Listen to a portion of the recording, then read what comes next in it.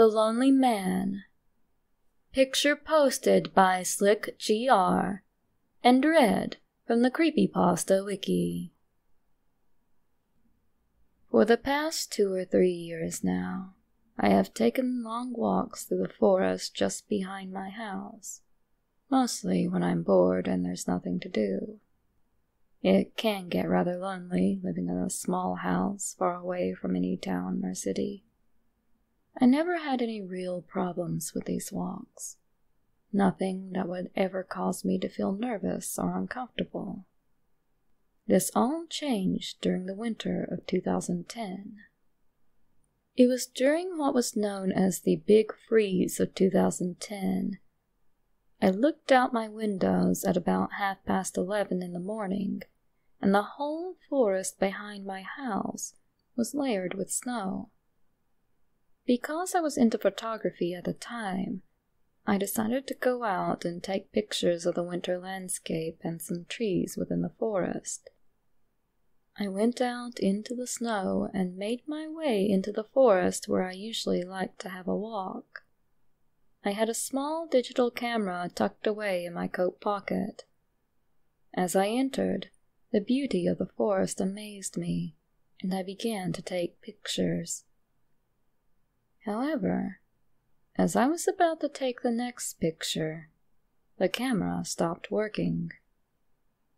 I didn't think about it much, and just decided to continue walking anyway.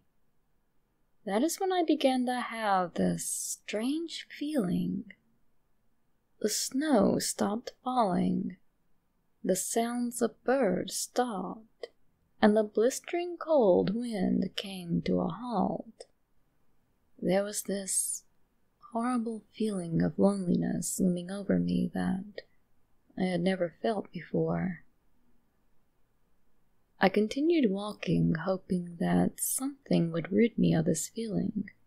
Even something like the caw of a crow, even though it is not a pleasant sound, would at least let me know that I wasn't alone. As I continued this walk, there was a sudden loud crack, and then a sound of something crashing to the bare forest floor. I jumped and looked behind me, noticing that one of the very young trees was lying on its side. My eyes scanned the forest, thinking that someone or something was behind me. I saw nothing. I had come to the conclusion that it was just probably some snow weighing the tree down, or perhaps the soil or roots were loose, causing it to fall. The feeling of loneliness had left me completely. A new feeling had come to me, a feeling that I was being followed, even though it was unlikely that there would be anyone else in the forest. I resumed walking, this time much faster. I didn't know whether to go back or continue walking. I decided I would continue, as I thought it would be unlikely that anything was behind me. As I walked, there was another loud crack. I looked down, thinking that I had stepped on a stick, but there were no sticks around me.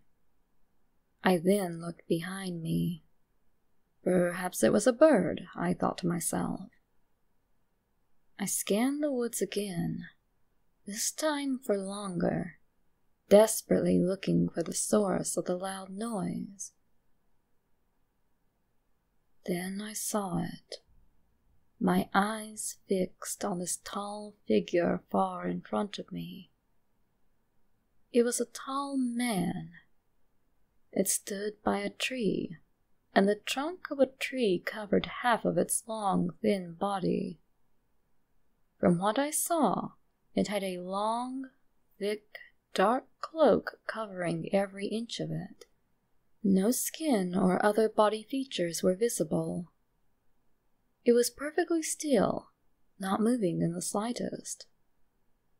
I stepped away slowly, not taking my eyes off it.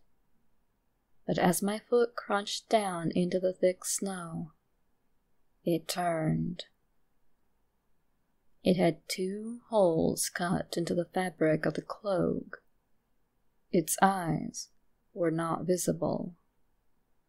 We stared at each other for a long minute before I decided to turn and walk away.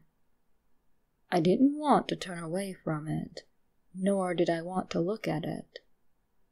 I just kept walking. My mind was in a complete mess. I don't know if I was being foolish because I was scared. Perhaps it's just some tall man in a cloak going around trying to scare me as some strange joke, I thought to myself. I peered over my shoulder, hoping that it had not moved. It was still there, not moving, its eyes staring at me as I walked away from it. As I got further and further away, I looked behind me and noticed it was closer. I began walking faster and faster, but I did not run. I looked behind me to see if it was still there. But it wasn't. I thought it was hiding behind a tree, but it was not inside. I decided to go back because it had clearly left. For the first time in what seemed like a long time, I felt somewhat calm.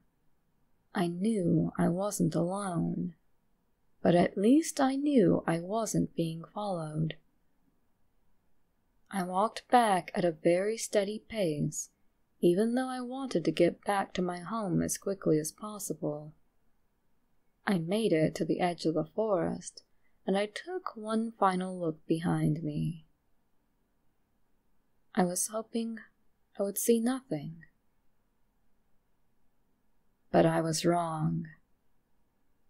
There it was again, and all my fears came rushing back. It was a few hundred yards away and approaching. It moved majestically across the snow and past the trees. I tried to ignore it even though I was too terrified. I left the forest at a quick pace. My heart was pounding, and I quickly ran back towards my house.